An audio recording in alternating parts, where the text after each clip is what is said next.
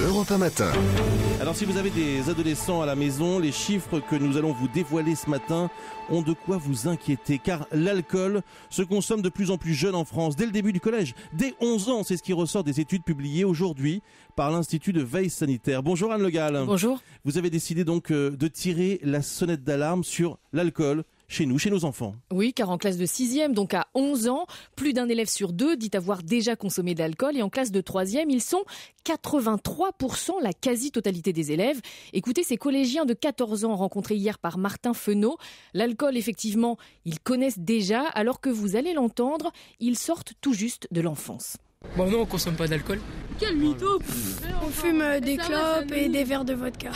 Nous en classe, des fois il y en a et hop, sous le sac et puis ils boivent. Il y en a, c'est pour se la raconter, il y en a, ils aiment ça, du coup ils boivent. Des fois j'ai même des potes qui viennent complètement en cours défoncés et ils sont assez incohérents des fois dans leurs propos. Il y en a qui partent à l'infirmerie, mais bon, on voit jamais qu'ils sont forcément bourrés, on s'en aperçoit plutôt après. Ça se consomme des fois aussi dans les toilettes du collège, quoi. Il y en a qui vont à deux dans une cabine, ils boivent vite fait, ils cachent la canette derrière les WC et puis après c'est bon, quoi. En boire énormément et que ça devienne une obsession, franchement c'est trop. Mais vouloir essayer, franchement... C'est pas d'apprécier l'alcool, c'est plutôt rigoler, de se taper des barres en mode un peu shooté, ça fait beaucoup plus d'effet, quoi.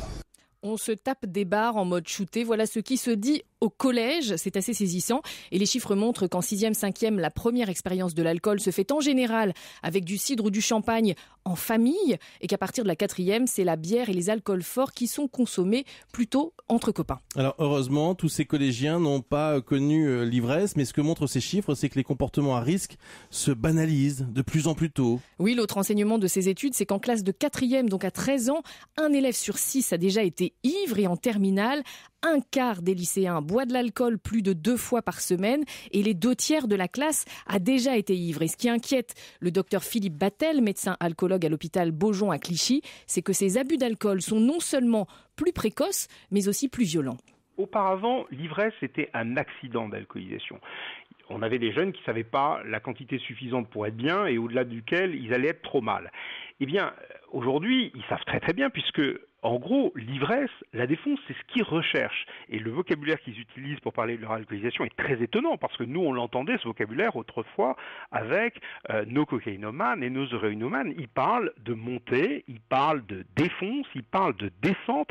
Et il y a donc cette tendance lourde là de performance et de toujours plus. Il est temps qu'on regarde peut-être ce produit autrement. Je ne suis pas en train de dire que toute personne qui boit de l'alcool va en devenir malade, sûrement pas, mais il pèse très très lourd en termes de mortalité, en termes de coût social pour la santé. Voilà, c'est pas seulement choquant, c'est extrêmement dangereux. L'alcool est responsable de la moitié de la mortalité des 15-25 ans. Et oui, notamment à cause des accidents de la route. Et à côté de ça, on sait aussi que les ivresses précoces modifient durablement certaines structures du cerveau. Ça a très bien été démontré récemment par des chercheurs français de l'INSERM. Ces scientifiques ont injecté à de jeunes rats des quantités d'alcool qu'on peut trouver chez des jeunes qui pratiquent le binge drinking. Et le constat est flagrant. Les rats soumis à l'ivresse dès l'adolescence sont 2 fois plus accros à l'alcool que les autres. Et comme leur cerveau est modifié, il leur faudra toute leur vie boire plus que les autres pour être satisfait. On rappelle juste d'un mot, le binge drinking, c'est boire énormément d'alcool en très peu de temps. Les ivresses aiguës répétées en fin de semaine. Que doivent faire les parents ? Je pense à tous ceux qui nous écoutent là et aux parents qui nous écoutent et qui sont sans doute horrifiés par ce qu'ils entendent. Bien sûr. Le conseil, c'est quoi ? Ne pas trop penser à leur propre expérience, car les jeunes ne boivent plus comme il y a 25 ou 30 ans. Et ce que dit le docteur Battel, c'est qu'il y a une règle simple. Quand un jeune rentre ivre, mieux vaut ne rien dire sur le moment, mais attendre le lendemain que l'ado est dessoulé pour lui faire raconter sa sortie ou sa soirée, car d'expérience, ce médecin constate qu'après avoir un peu fanfaronné sur le bon côté de la soirée, un ado admettra aussi souvent les mauvais côtés de l'ivresse, le fait d'être malade, de ne pas se souvenir de tout, des copains agressifs, voire de certains accidents. C'est de tout ça que les parents doivent faire prendre conscience, car il faut savoir qu'en fin de semaine, la moitié des arrivées aux urgences ont un lien avec l'alcool et l'ivresse. C'est une étude vraiment édifiante de l'Institut de veille sanitaire. Merci beaucoup pour cette enquête, Anne Le Gall, pour cette enquête